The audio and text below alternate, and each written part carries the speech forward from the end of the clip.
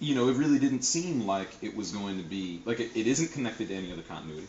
You don't need to read any other book. If you read another book, it doesn't really help you understand it necessarily. It doesn't connect to DC Universe. And it's nice. You don't have to. You don't need that to enjoy the story. Exactly. Yeah. You don't need it at all. And you know, for everything, making the Superwoman pill for Lois so she could fly around with them and see what it's like to be Superman for a day, or like, you know, having the Sun Eaters in the house, or the incredible Lex Luthor that they write for it, who is genuinely voiced by Anthony LaPaglia. He was fantastic. Empire Records. Sounds like a goddamn dish. He that did last such name. a good job, man. Like, and he sounded. I don't know. He sounded close to Ed Asner for some reason. A little bit. A little bit, yeah. But I will say this: when I first saw it, I watched it by myself, and I was like really blown away. I was like, wow. Did you watch it with the lights out?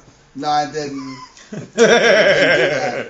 But I watched it, I really enjoyed it. But the second time I watched it was when I got the chills, because I'm sitting with a friend of mine who read the book. I never read the book. Oh, you told me about this, yeah. I told you about this last week. My friend of mine was like, we're watching. He's like, yo. I'm like, what? I'm like sitting there like, what's going on? He's like, that's a shot from the book. That's a shot from the book. Yeah, they were dead on. They were dead on. It was really? incredible. Like, yes. And I'm like, wow, they really want to actually, I always wanted to see the Sun Eater part in motion. Right. And shit like it was like, wow, man, he got more excited than I did. And I was like, fuck, dude.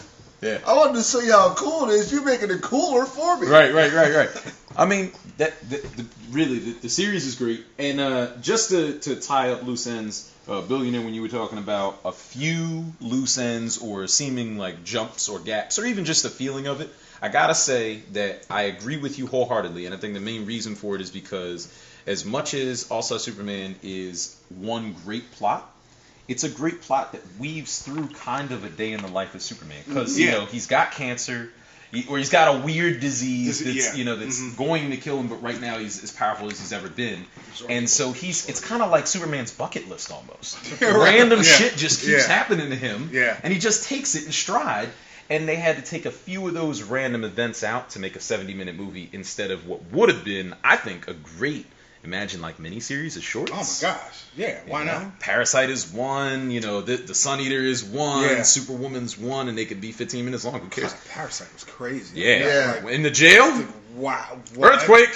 I was like, the sun. It's great, man. I was like, that's not the Parasite from that WB show. Nah. This dude was a fucking basehead. He was like, I need the fucking power. Look at this shiny son of a bitch in the glasses. I need him.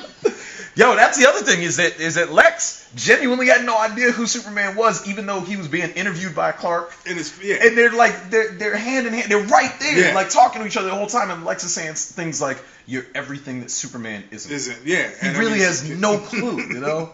Meanwhile, his ego that gets in the way. Yeah. He's like pouring out all that hate. That's my son. Hate all. Word. Yeah. Great.